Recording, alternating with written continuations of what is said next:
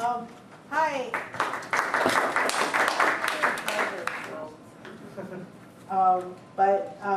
So I'm Kaho, and I'm here to talk about simple technology in the game experience.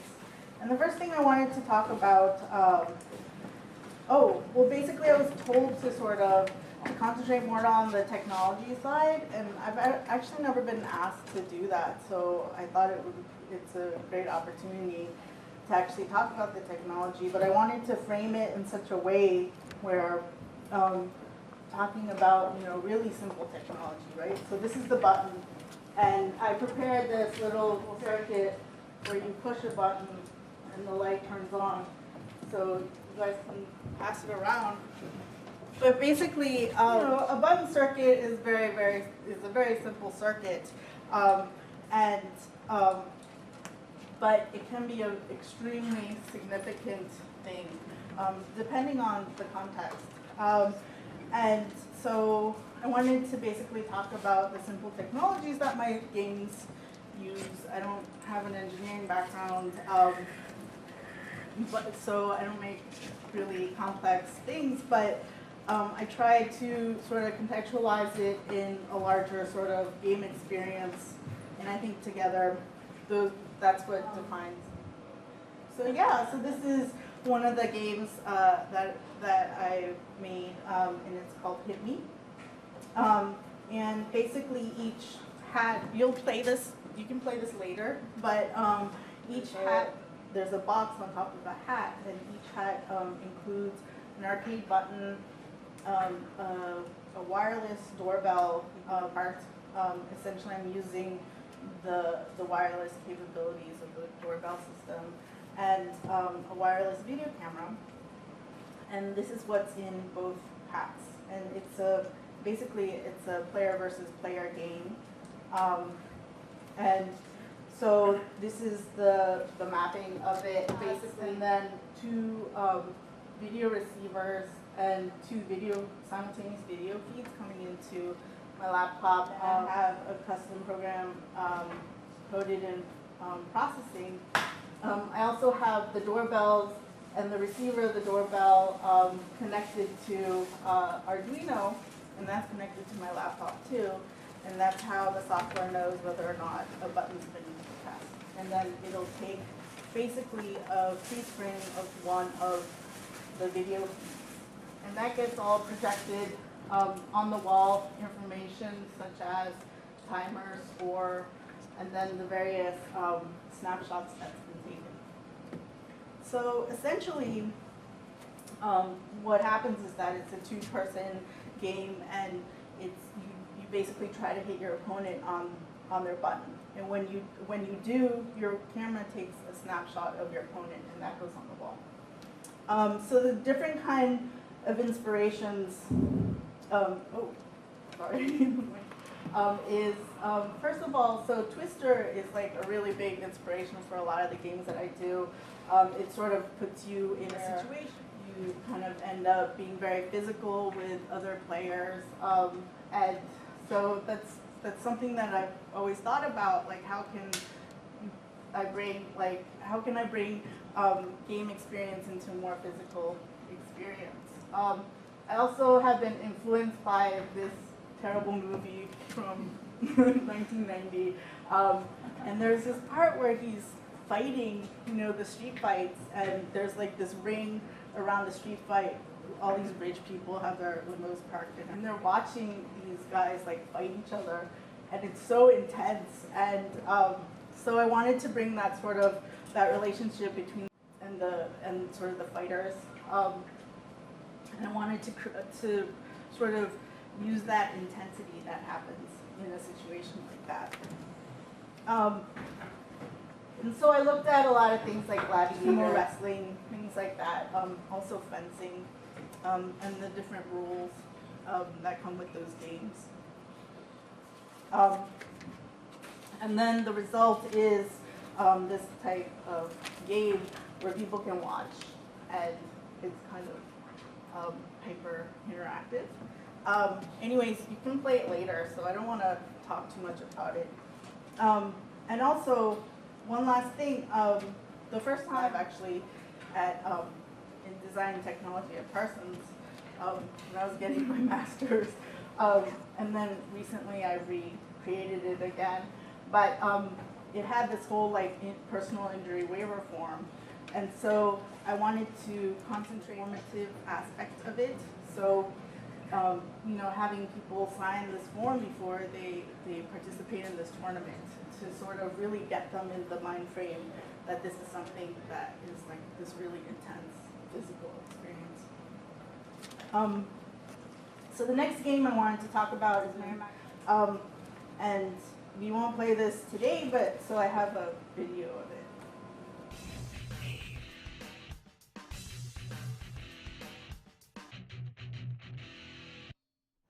Hi, I'm Kaho. I'm Lina. And we're working on Merrimack 5000.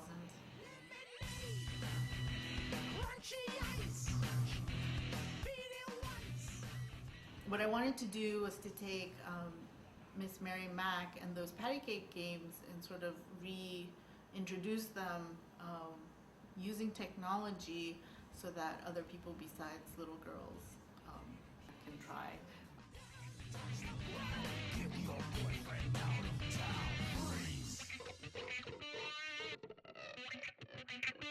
Merrimack 5000 is a work in progress, and I've had the opportunity to show it in different places and had different people play it, but it's something that's continuously being worked on. The game software was built in ActionScript 3 in Flash that we're going to try to convert over to processing, just in the spirit of being more open source.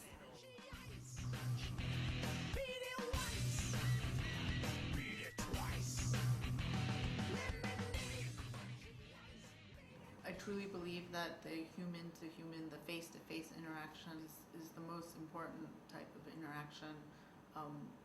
So my goal is to really encourage people to, you know, go through the game experience face-to-face.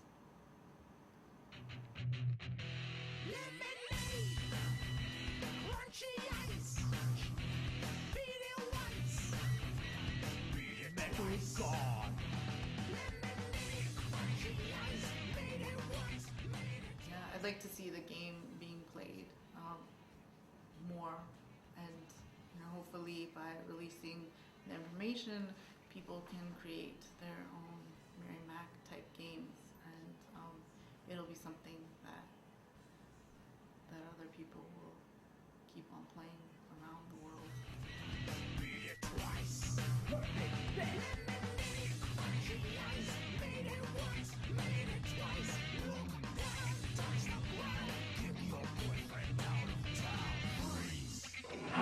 So basically, you saw that it's a two-person cooperative game, and you're going through the clapping game, and let me talk about the technology a little bit.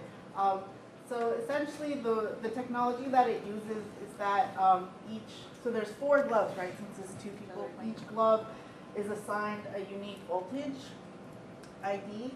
And then each glove also switches between input and output really fast. And so when you're making a clap, like whether it's like this or like this, basically there's this almost simultaneous reading of which gloves are coming into contact with which glove. And then that's, you can pass this around too. But this is the gloves that I'm talking about. And there are other contact points, like at the hips and the shoulders, but these are all input only, so it's just reading. Pass this around. It's crazy. But yeah, so that's basically the technology of the vests and the gloves. And so, I mean, yeah, if you have any more questions about this, I can talk on and on about like the components and stuff.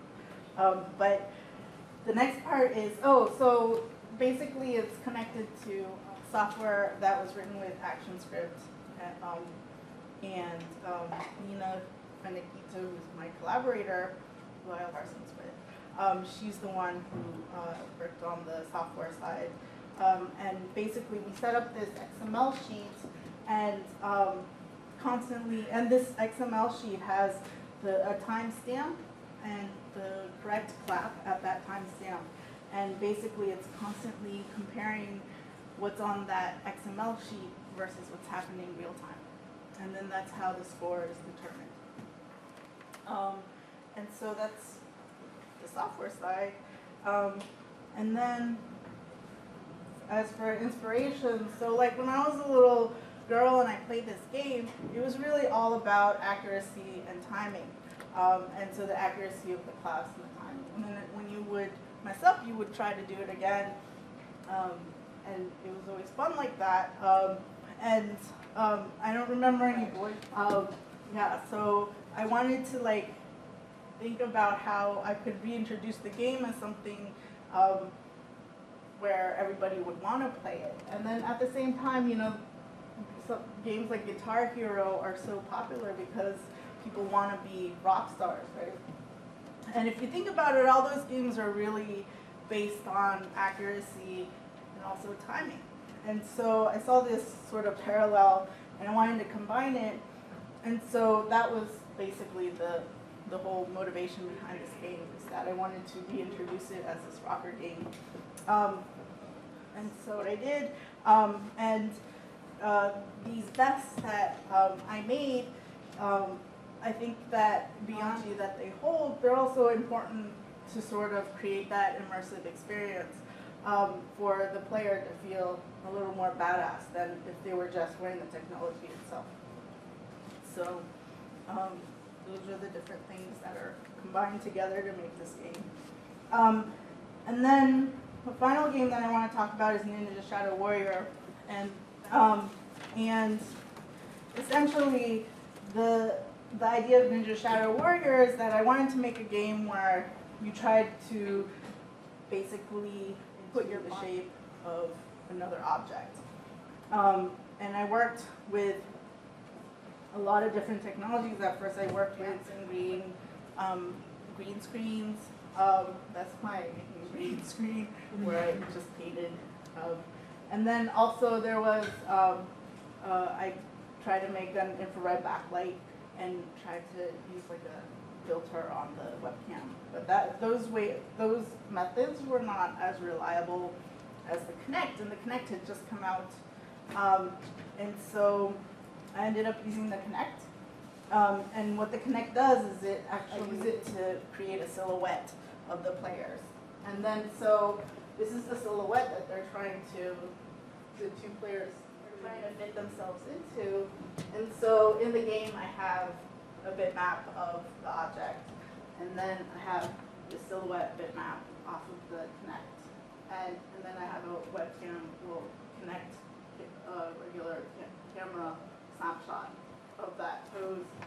And then basically I put it through this algorithm here, which if you guys have any comments about it, I would greatly appreciate, because there's some problems with it. And then out comes the score. And then, so it's presented, and then the snapshot, I'm using processing with Daniel Schiffman's OpenConnect library. It gets sent to Tumblr, and then you can see the score and when it was posted, and then there's a share button so you can share it with your friends in the gallery. And another technical thing that I did is that I used these closet lights, and inside the closet light, they're really, really cheap, first of all, and inside the light is an on-off switch, and I replaced that with a momentary switch. A momentary switch, and so what happens is that then it becomes just like another, and I use that for the front of the cabinet, you can see. And so the inspiration behind all this is that I really love arcades and sort of the social sort of dynamics that happen in the arcade. So I grew up in the 80s, and I remember challenging each other by you know, putting the coin down on the glass and things like that. And all these things that happen in an arcade. And actually, a few months ago or a year ago, there was an arcade in Chinatown. I think it's in Sunset Park now. But it still had that kind of vibe. You could go there and people were challenged and stuff. Anyway, so I wanted to sort of, I was really inspired by that, and I wanted to make a game that sort of celebrated that. And then, so I made this game that's kind of like based on Purikura, which is the print club games, or they're not really games, but they make those little stickers. You guys see them, but in Japan there's like arcades that are just Purikura arcades, and you can get different kind of stickers. They're friends. And then again, Twister puts you in kind of a weird physical position that you wouldn't normally be in. And then I started thinking about, well, how can I make a cabinet then that, you know, connects the game with this outer environment? And so I wanted to use like elements of whimsy, so playing, so you can see the large throwing stars, the large push button that's made of that closet light, and then characters that I made that sort of play with, you know, cute bunny versus violent ninja, with those opposites. So things that really create a feeling of playfulness. And then I use a narrative to hopefully make the instructions a little clearer about what you need to do in order to play the game. The result is that there are a lot of people who play it, and they have different styles of playing it. These three women, they had these amazing series of photos that their bodies were like making these shapes. And this is a family, and you know, the father's holding his daughter on his shoulders and stuff. So there's a lot of room, kind of like emergent behavior, these different styles that these the players can have. And I think that makes an interesting experience also. So yeah, so that's the end. And I'm actually, those of you who are students here, I'm actually teaching a class here in the summer based on alternative controllers for games. It's basically a physical computing class, so sign up for it if you want to. Yeah, thank you.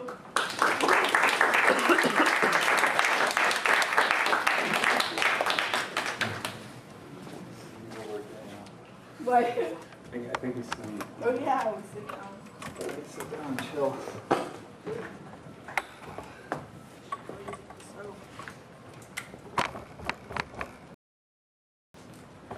That's so long.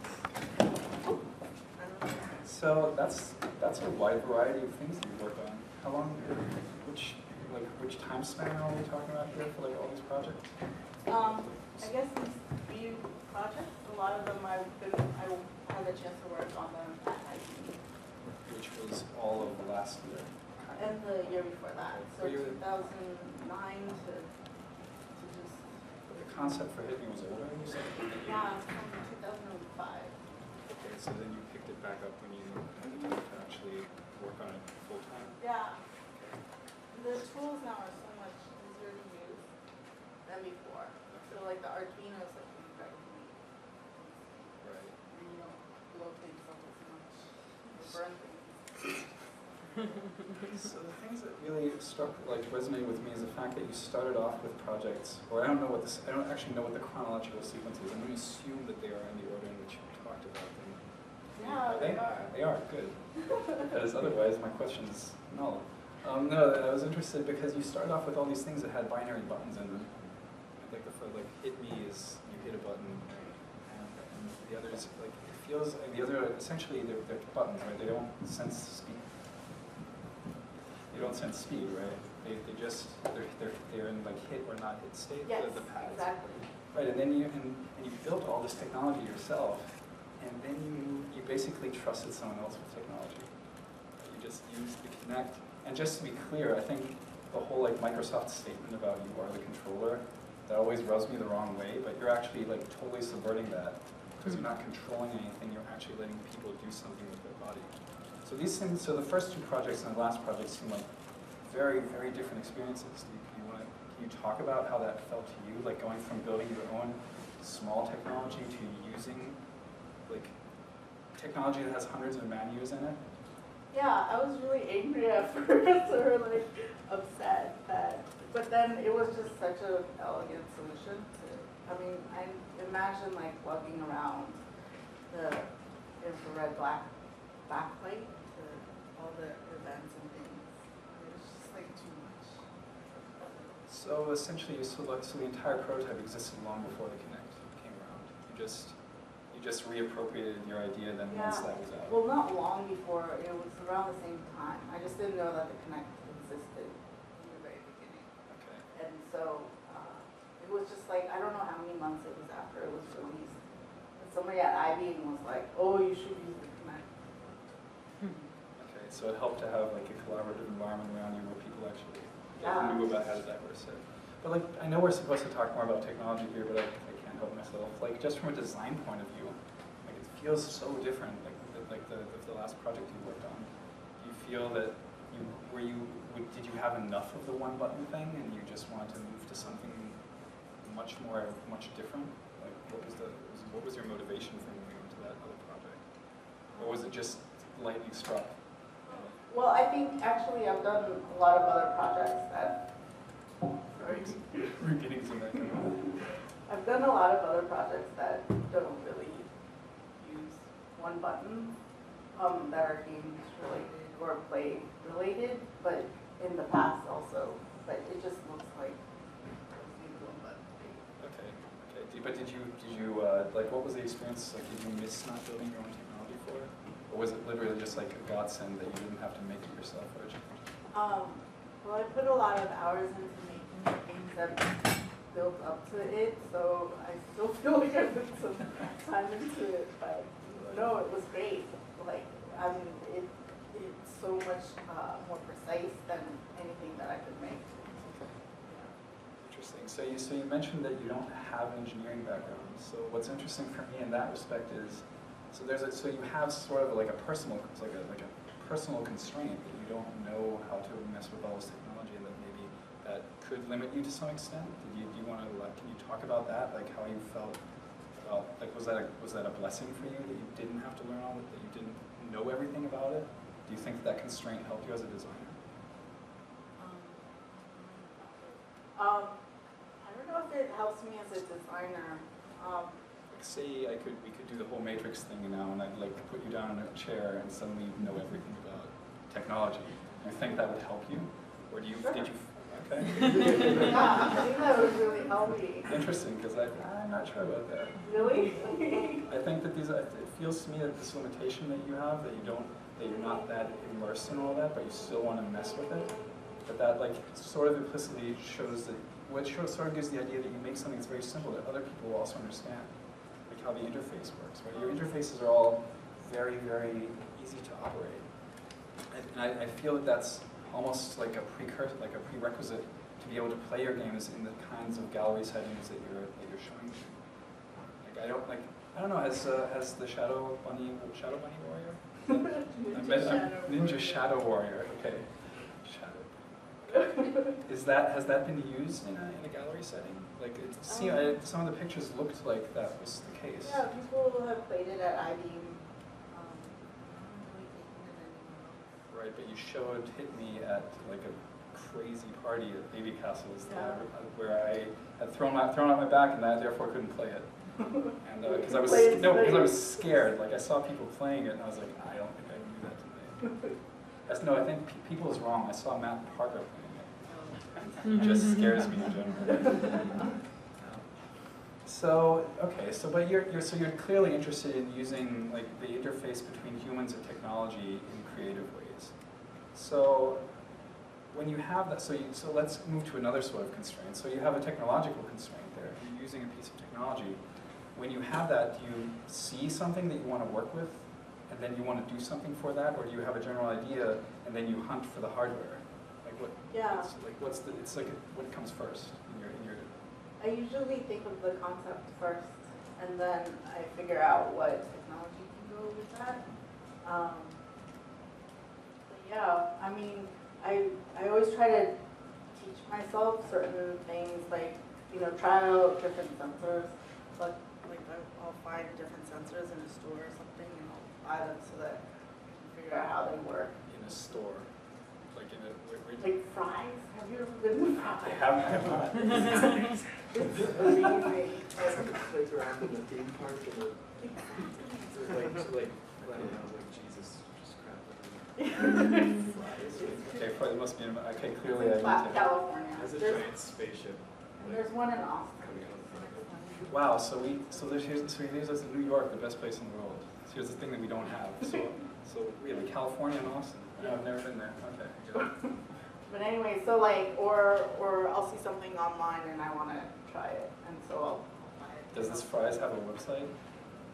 Yeah, Okay, they have a so website, but the store experience is, because they're all themed. okay. I don't even have a visual of what this might look like right now. Clearly, I I need can't to go there. even explain what it looks like. You know this section of Radio Shack that has resistors and like switches, there's like those two drawers. It's like that, and you make it 100 acres. And then make the tables made out of things that you would see at a theme park, like a wagon or something. So you have a concept, and then you might just like, okay, I have an idea, and then you wander into this store. Right. Well, I have I guess, a repertoire of things that I can use, and then I just try to then find some technology that works with the concept. And then that's sometimes really hard. So the Ninja Shadow Warrior thing was really hard because like I tried different things and the first two tries were a little bit of a waste of time. So Well, so was that a reason for using the simplicity of buttons for the first few games that you tried? no. I guess, but not really. I mean, the first one I didn't even know that like Hit Me. I didn't know that I could use a doorbell, you know, or something like a doorbell system. I think that's a good example for where the concept clearly came before the technology.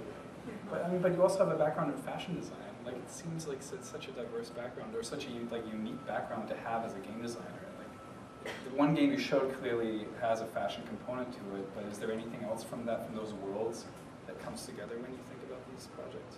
Yeah. So to me, like fashion and technology are very related, and they're very similar. And so there's a very like sort of trendy kind of aspect to it, and then there's this really functional aspect. And this is true of both fashion and technology. And then like to be able to think of them separately, but then to be able to kind of play with them and mix them together is what makes, you know, fashion design and designing with technology really fun and interesting to me.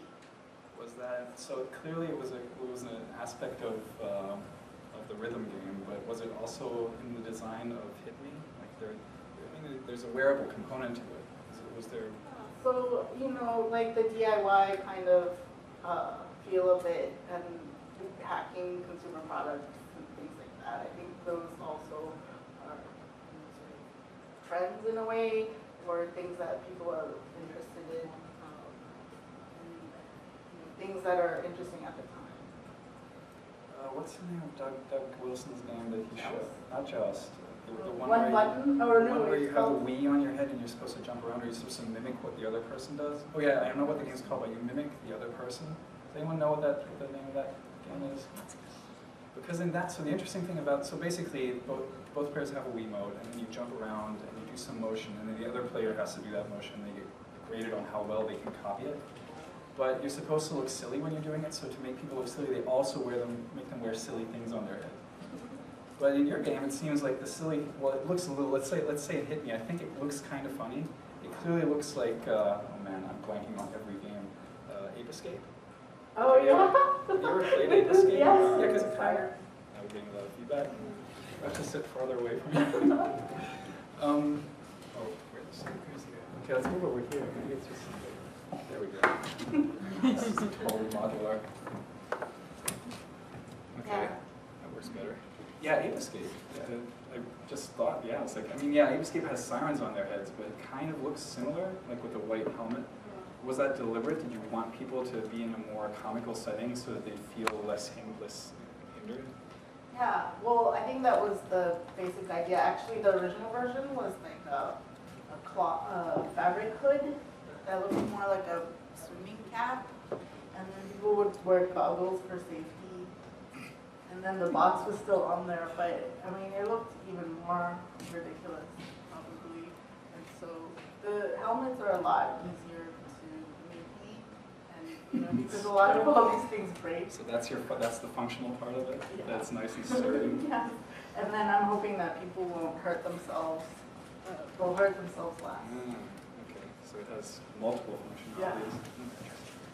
So the other thing that I've noticed about your games is that you're clearly going for use of technology to provoke or design a social dynamic.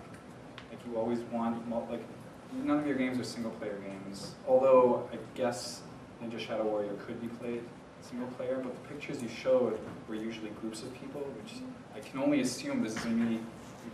I think that probably is more interesting to you. Yeah. And so what interests me now about this design space is when you make a game and then you prototype it and you probably show it to people, and then people do things. Do you let what they do just guide your design, or do you have an idea in your head of what social dynamic you'd like to create, and then you modify the game to accommodate that? I have an idea of what social dynamic I want to create, but I also, it's kind of a balance also between what I want and what will produce, what the players will also produce. And so it's sort of this balance of like leaving enough room so that people can also add to the Do you game. have like a design story that like something that happened in any of these three projects where you? So like Hit Me, some people were playing it at I-Beam and they started doing capoeira, like while they were wearing masks.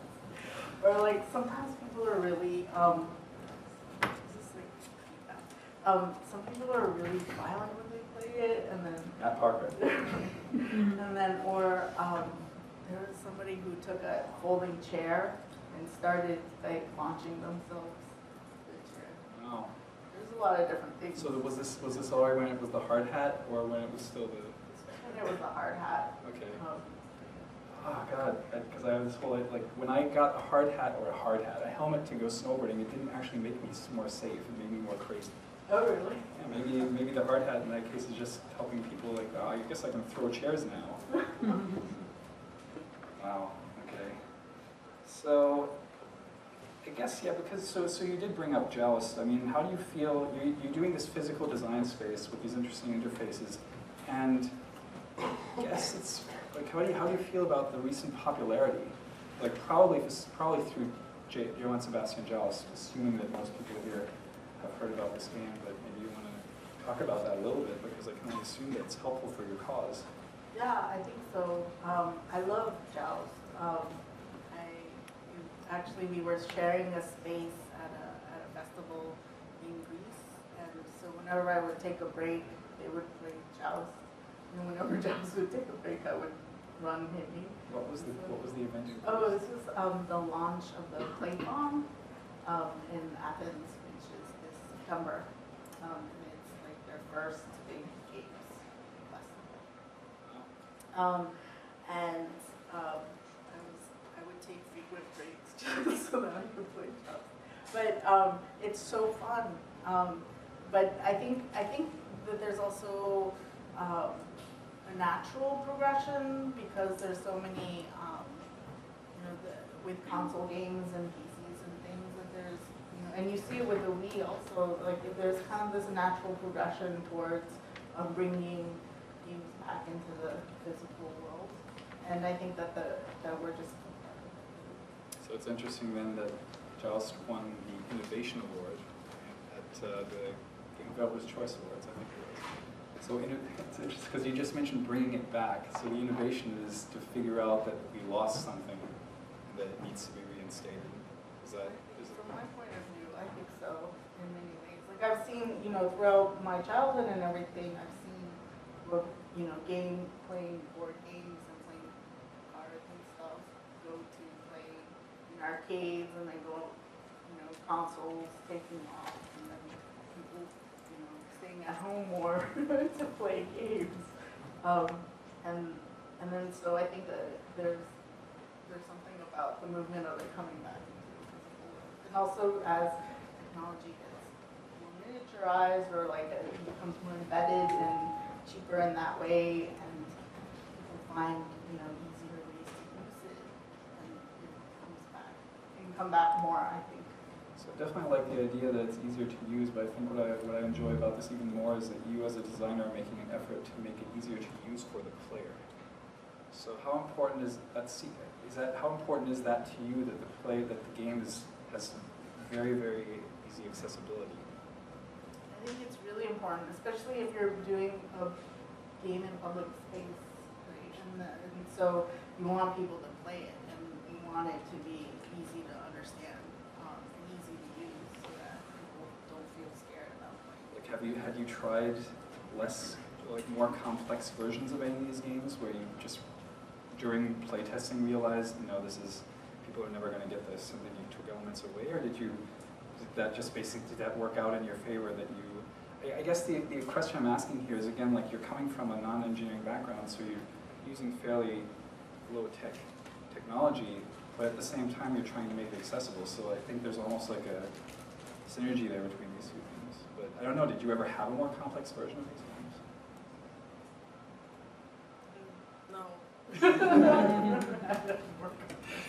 Wonderful, see? Because people that, if we did the matrix thing and you knew all this, I think you might have a tendency to overcomplicate it, and then you'd have to do what everyone else that I know does and be like, no, this is not going to work, let's take this away. Oh, this is not going to work, let's take this away.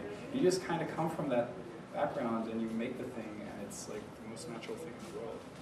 Like, it sounds like you go through less iterations than most people I know. So if you, so I'm going to perhaps pass it off to the audience in a second. If you were to give people some advice on what they, aside of obviously going to Fry's, that's a place I got to go to now. What would you, how would you tell people to start? Like, what's the good starting point to make physical games that use technology? I think it's to create sort of an understanding of how you can build these things. That's one, so that's the technical side. So, use like the Arduino and all the information they have online about it. But then at the same time, sort of think about, what kind of physical games exist in your life, like even like some kind of physical interaction that exists in your life, like shaking somebody's hand or like high-fiving somebody. These kind of physical interactions. Think about, the type of games that you played when you were little, like tag or capture the flag. Like, why was it fun? Like what made it interesting? And then sort of how could technology enhance these experiences? And these are like starting points, really. And then sort of work from there. Okay, I think we're ready to take questions from the audience. Anyone want to start? So, one of the things that Indy's an issue with is distribution and getting other people to play your stuff, because we don't have the force of being able to use mass communication in that way. And when you do technology like you're doing, where you have to like brew it yourself, it makes it even hard. Can you talk a little bit about how you get people, or how someone can share this stuff with people across the globe or across the country? Or Right. So I try to document the way I make the games, and I even have like a GitHub account where I posted like the code for the gloves, and also Ninja Shadow Warrior. It might be a slightly older version of it, but people have access to that kind of stuff, and I'm hoping that people will be sort of they'll use these ideas and try to make more physical things, if not something similar to the games that I make. I guess that's the only way talk about it at places, but it's hard because it's not like a piece of software that somebody can download. Not just software, it's hardware also. And so, am I answering your question? No, I mean, you're thinking you're open sourcing your code, and so that lets people kind of do it. But I guess more from like if somebody in the audience, if we wanted to do something with hardware, like, I mean, you're an academic or an artist. How would you define yourself? Oh God. But so your goal is sort of different than like what a professional game developer would do, which is to like sort of figure this stuff out. So the reason why I used to make hardware, I made like karaoke toys, I made set-top box stuff. I used to be like embedded engineer, and I just moved to doing phone development because everyone has a phone and not everyone has access to like an Arduino. So for me, that was more exciting to do something where lots of people can get a hold of it. But for you, you're actually more excited about the uniqueness, and it's pretty cool. Like people are like, "Whoa, I've never seen that before," whereas they've seen an iPhone before. Actually, it's not really the unique aspect that, like, the games that I make, I've always wanted to make games that bring people together face to face, and so that they end up playing it face to face. That means that it has to be in a certain space, I guess, for people to play it, and therefore things, I guess, end up being these one-offs and stuff. I don't know. I think that. Yeah, like I want people to ultimately go to a place and meet at a place and then play these games and maybe meet other people. That's the most important thing to me. You mentioned at some point in your talk that you wanted to talk more about the performative aspect of your games, and I noticed in most of your things, it looks like you're designing as much for the players as you are for the spectators. Is that true? Or are you thinking about what it's going to look like when people are playing these games? Yeah, so like the first two games, they use projected sort of images and that's kind of like the spectator, part of the spectator interface, I guess. And I want them to be able to keep track of what's happening in the game. And so I do think about the spectator a lot, and I think that relationship between the spectator and the game, the spectator and the players, all these things are really important. And there's something exciting when you're playing a game and there's people watching, and maybe you'll do something that you wouldn't normally do if you were only playing it with your best friend or something. And then there's ways of the spectators, watching people, but maybe they're moved to actually play it because they've been watching and they see how it works and stuff. So those are some different things that I hope for when I design those. I saw that Arduino was kind of one of your go-to tools for your games. Can you talk a little bit about your experience with Arduino? Like, what did you do before you discovered and really found a way to apply the technology? Well, when I first used physical computing, I learned basic STEM. So that's the only other. And I did a little pick chip stuff, but that's about it. Before that, there was no before that. Maybe like a 555. I've not heard of either of these things ever. Yeah. Pick chips. The little microprocessor is like 2K or something, and then the basic work with. And it takes like 3 minutes to like load the software into it. And you have to like use UV light to erase it. It's really a pain in the ass. Okay. So it will never be talked about. Okay. Yeah. Okay, so yeah, your games are great, but so Ninja Shadow Warrior, like as Andy pointed out, it's like very different in that it seems much more accessible,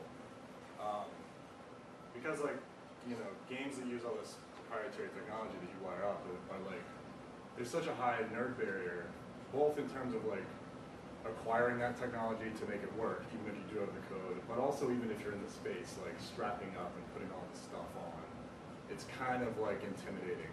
And like maybe not to me, but like to the average Joe, you know, like, oh, I don't want to like put all that stuff on it. Like maybe there is like too much spectacle for it. But so like this game, I think it's awesome. I'm so like into approachability and like democratization of games, like the big ass start button and just like the not like putting anything on is so cool. And the fact that it's on a Kinect and potentially more distributable. And I think, you know, you kind of touched on this, like the distribution is important to me because like you're like making awesome games and like you want to get those games out there. And like if I come to a thing like this and play Hit Me or a slap game, like that's cool, but I can only leave and tell so many people by blogging about it or whatever. But if you can get that like for sale on, you know, Xbox Live Indie Games, then like everybody can see how cool it is. And like, I guess that's also why I'm drawn to like, I do stuff on iPad. And like, I want it to be out there. You know, like I kind of think my ideas are cool. So like, but so that all leads me up to my question. You said like, he asked you like what you thought about your switch to the Kinect, and you said you really hated it at first. Yes. Right. So why? Oh, because I felt like because I'm used to making the interfaces usually from component level, and this was actually something that it was like brand new, and it was not as, actually for me it felt like it wasn't accessible because, you know, we can buy it for $150 versus using the cheapest webcam I could find with like,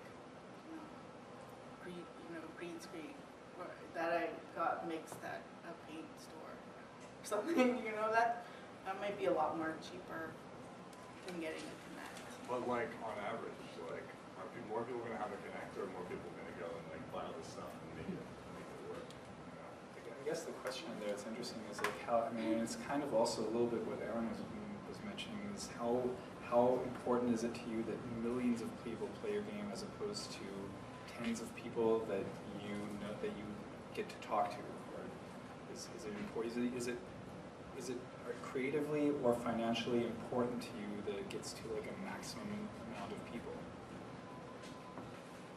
I don't know. That's a good question. I mean, this is obviously something that I should really think about. No. No, I mean, you should be happy. No, I think it's great. I can't make a game like Hit Me because I'll be like, oh, there's no way this is making money, and like so immediately my brain shuts off that avenue. So I think not being constrained by the distribution is actually really powerful. Fully agree with that. but I think that there's a certain naivete because I think that other people will have the same interest in making things from scratch and like using their hands to make things. And I think that maybe that's part, like I think about this sometimes, that I just assume that people want to get their fingers dirty and like burn their fingertips on this soldering iron. I don't. And stuff, and like, you know, people want to wire things up. I just think that people will have fun doing it. Like I really enjoy doing it. But then maybe you're right. Maybe it's a little bit, you know, naive to think that, you know, that's true for everybody else in the world. I think if it's a creative constraint or creative freedom and happiness, then there's nothing wrong about that. And I think we'll start here. I'm not saying that I would change the way I do things, but I think that this is a really good point, you know, in terms of like accessibility. Like in my mind, I think I'm making it accessible because I'm using really simple, you know, technology. But you're saying that like it's not a consumer product, so Essentially. you know. Let's go here and then. I guess like when I see your work and I think about it, I kind of contextualize it more as a performance, and you know, I mean, you're as much a part of that as the players are and the spectators, because you become sort of this terrible barker, being like, who wants to put on this helmet and fight, you know? And I kind of feel like, also like I know you're coming at it from an art background, and like you're not necessarily, I mean, I don't know what you'd say about this, but I would consider these sort of games that are made to be, you know, specifically only for a game context or only for people who are interested in games, but they're like experiences for the public and experiences that make sense in a gallery context and make sense in a lot of different contexts. So, you know, I feel like there's something really interesting about the specificity of you making these props and, you know, making there be this costume element, this performative element, which isn't like something that everybody can buy and have in their home, but everybody can't buy, you know, performance art and have it in their home, or, you know, lots of kinds of visual experiences. So, I don't know. Just saying. So I guess that's part of a question, right? It's like, how do you position yourself? Do you imagine it more as a performance or art piece, or do you envision commercial success in the game industry? Yeah. This is quick. But that wasn't my question. Oh, okay. Yeah, that's a really good question too, because I'm constantly trying to think of like where do I fit, and Yeah. what, you know, where am I supposed to be, or, you know, I mean, creatively, I'm in the ideal sort of position to be considered design, but also art, and I think that that's like where I've dreamt of being, and so that's like really exciting. You know. Disrupt it. Don't disrupt it. But at the same time, like, If you have food, don't disrupt it. I saw the indie game movie, but one of the things that I left thinking of when I left seeing that movie was that, oh my god, I'm not going to make any money because, you know, it's not related to console. The games aren't related to. Did you Well, they ever could think be. you were gonna make any money? I had no idea. I was just like, this is way more exciting than my corporate design job that I did for many, many years. So along those lines, who are your biggest influences working today? Like what stuff inspires you? Are they, you know, artists or? Actually, so a lot of pop culture inspires me. A lot of movies and like sort of scenarios and stories.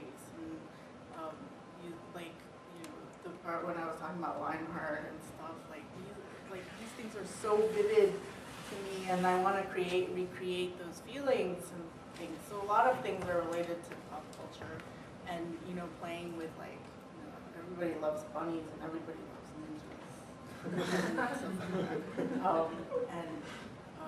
So yeah, I think those things are the biggest influence. I don't know. Specific games. I don't know. I mean, If they're not what you focus on, there you go. yeah. I guess. I'd say that's enriching for the field, that you don't take your inspirations primarily from Yeah. the community that you are now kind of in, but also not. Maybe that's also a good space to be. You know, We already had you behind you. Oh, hi. Sorry. I just wanted to ask you, I guess just bringing in like the fashion component. So I know you talked a little bit about the jackets and stuff, and I think of like Colin's question and just like the idea of inspiration is just curious, like if you had like fashion people you're interested in, and then also knowing that the lily pad is like embeddable, but also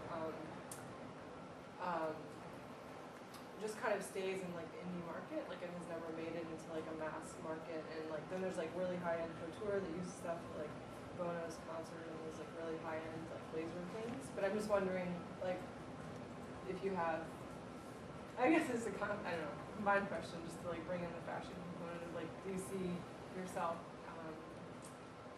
how do you see yourself kind of, I feel like there's a market there that hasn't been quite accessed, that's not really brought into the conversation, so I just want to bring it to the conversation and then just hear your thoughts about like inspirations in that area or directions that you see working for you.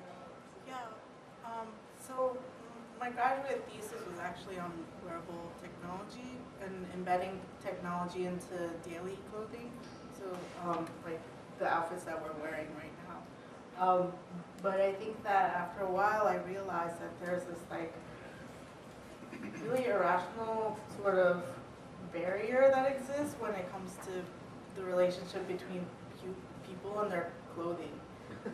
And you ask somebody why, you someone says, "Oh, this is my favorite T-shirt," and you'll ask them like, "Why is it your favorite T-shirt?" And they'll say something that totally doesn't make sense, like, "I love the feel of it," and then it'll look like crap or something, and like there's something about like my favorite T-shirt is like that personal relationship you have with your clothing, and that part is really hard to put technology into, I think, and if until you're able to do that, like I don't think like you'll find technology in everyday clothing. It's just a pain in the ass, basically. But with performance, with things like games, and with fashion shows and things like that, I think there's a huge place for it, especially with games. I think that part of the thing that I'm doing here at the Game Innovation Lab is I'm trying to the next project I'm going to work on uses more costumes and things, not as just to create, to help with the immersive experience or to help with role play, but also, to embed technology into so it becomes a controller. And so that's what I'm really interested in. And so in that area, I think that there's a lot of room for wearable technology to exist. Just to that vein, I did just suddenly popped in my head, but like, sounds like a really amazing idea. Like just the costuming in that kind of immersive play would be really amazing from like a role-playing setting. I just had this like immediate flash of like, oh my god, what if I could play Gauntlet and I could have a staff and it doesn't matter. I don't know, it just flew in my head, but it's something amazing to consider if you haven't already. How do your friends in the world of fashion respond to your work? Like people who might not really be into video games, but like they're totally into fashion and that whole world. How do they respond to what you do? I think they think it's interesting. I think that they find it interesting, but I mean, it's so removed from what they do in many ways. Do they still come? Do they engage in it? Do you see them come to the events? Yeah, sometimes I invite them and play. There's people who So like like, games so like, too. what's wrong with her? What is she doing? It's like, what's the response? It's like, wow, this is so cool. I wish I was doing this. Yeah, they're like, it's fun. They appreciate it. But they also like money. Probably. I think there was another question here. Oh no, I thought. Oh, there was one there. She's not here. I'm just curious, the way you speak about your corporate job doesn't seem like you had the best time there. But I'm curious about the moments or what you saw in your future, like kind of your daydreams when you were at your corporate job that you could actually leave to do game design. What made you feel comfortable leaving that setting to take on this really adventure on your own? Actually, so I went to grad school in 2003, and I was working at my very corporate design job during 9/11, and I mean, obviously it represents many things to many people, but at the same time, I just felt really like I wasn't getting what I wanted out of my job, and that anything can happen really. And so that's why I went to grad school. And I actually didn't realize that I liked game design until I went to grad school and took Nick Fortuna's class. And that was like, I was like, whoa, this is what I was missing, all these like the systemic thinking and like, I mean the systems thinking and and also the logics involved. Like I missed all those things. So when I was growing up, like math, art, and music were my favorite classes, right? And I just didn't realize that I was missing like the logics and like that kind of thinking until I did game design. And I was like, oh, this is it. The landscape of education is changing to some extent, but I'd say that I'm also a victim of that humanities-science divide. I'm always trying to find that link in between. So I think a lot of us that are like on the fringe of those can relate to And I also grew up in the 80s. Maybe that has changed in the meanwhile. One can hope. Yes. So, do you design for a gamer, or do you design your games to create like an interaction space? And if you design for a gamer, who is the gamer you're designing your games for? I'm not designing for the gamer. I'm designing to create interaction between There you go. Yes, bold statements. Still have time for a few questions. So you keep going back to the thing. This is called Indie Tech Talk, so I keep kind of thinking about tech stuff. How much of the clothing is the technology in the work that you do versus the tech? The actual things that we think of tech is like circuits and all that stuff. I didn't even think of clothing as technology. Is that what you're saying? Yeah, because for me, like the putting on the vest, when I saw that, I was like, oh, putting on the vest lets the players like kind of laugh at themselves in a way. Like, yes, you're doing something silly and you're wearing this like crazy punk vest, and I think it just lets you play the game in a way you wouldn't be able to play if you were just barehanding it and you use some kind of like vision technology to figure it out. So that is technology, right? It's like providing some use. I was thinking like circuits and stuff. And coding. Didn't consider the vest itself as technology. I'm impressed about like how many like everyday things you're always pulling apart in order to make your stuff. I think the last time I heard you complaining about something you were trying to pull apart, it was like a bill receptor or something. You're like constantly reverse engineering stuff, and so I'm just wondering like if there's ever been a time you've been like particularly defeated by trying to reverse engineer something like really every day that you were hoping would be like really great in a game context, and like it just like wasn't gonna happen. All the time, I feel like it happens a lot. Well, what keeps you going? Like I watch your process, and I'm like, how does she have the curiosity to keep burning her fingers on this stuff? Because it breaks all the time, and it doesn't do what you want all the time. Yeah. Sounds like I don't know, coding. it's kind of fun. It's still kind of fun. Is the fun in the failure? Where is the fun? The fun is in the success of figuring it out. It's hard, but it's not like impossible. I mean, these things are supposed to be logical machines, right? And so there's probably a way to figure it out. Maybe that's also another naive thought that I have, but I figure that there's always an answer out there.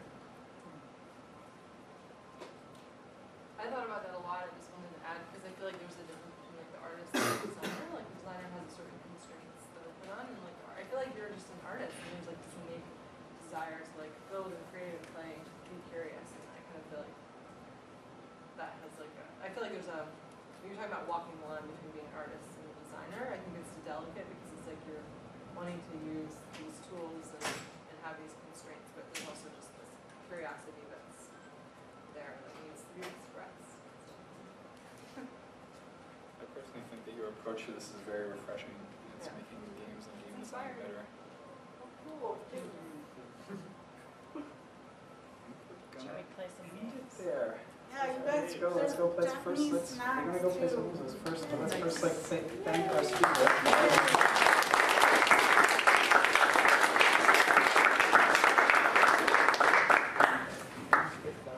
So this is going to continue in the fall. We're going to take a long summer break, but this will pick up in September, and I think now we're going to go over and play Kaho's games. So thanks you all for coming.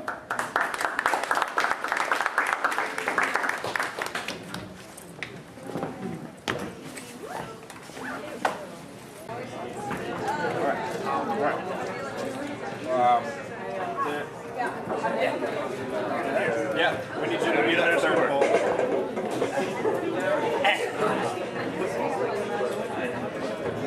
That's pretty good. But I like really long. How long? Yeah. So bad. It's like a Broadway dance.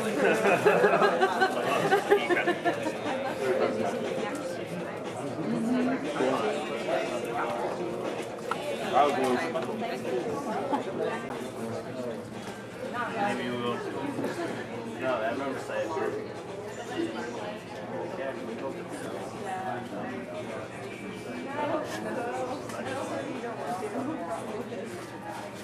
I don't like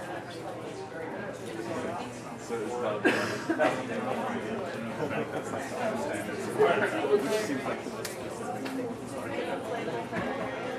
that was a bit of a boring fake I had, I think.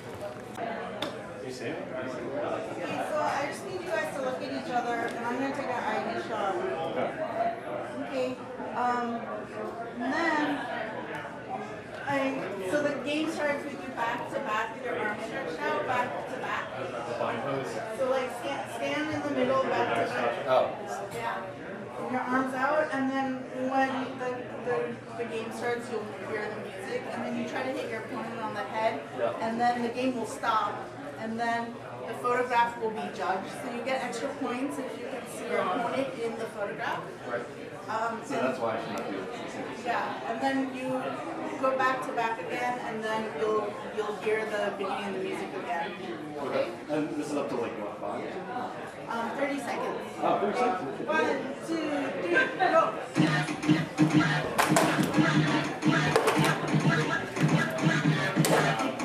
It's not tight enough.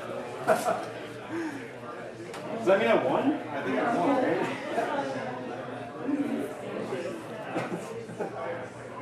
Yeah, you want to get that out of the way. Yeah. We should probably just clear the whole kit because this might get violent. Yeah.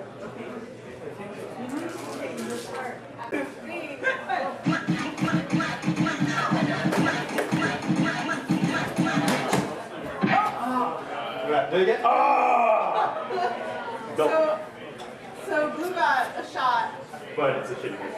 I can't see your opponent, so unfortunately you don't get any bonus points, but you do get 1 point. I do get the 1 point? Yeah, so back to back again. 1, 2, 3, go!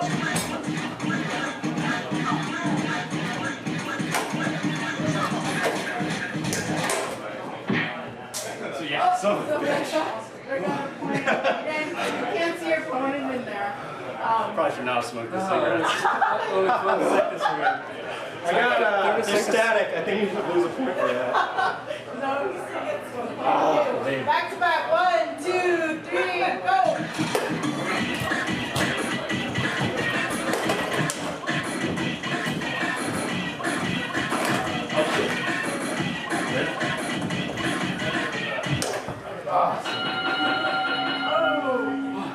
What time or did I get it? So, yeah, you ran out of time. So it's like a doorbell, so you have to like ring it. Oh, so like you have to press get through it? kind of. And I'm the one that's too hungry and happy. So that means I won, right? First of all, like 30 seconds is pretty short. But I know it's not.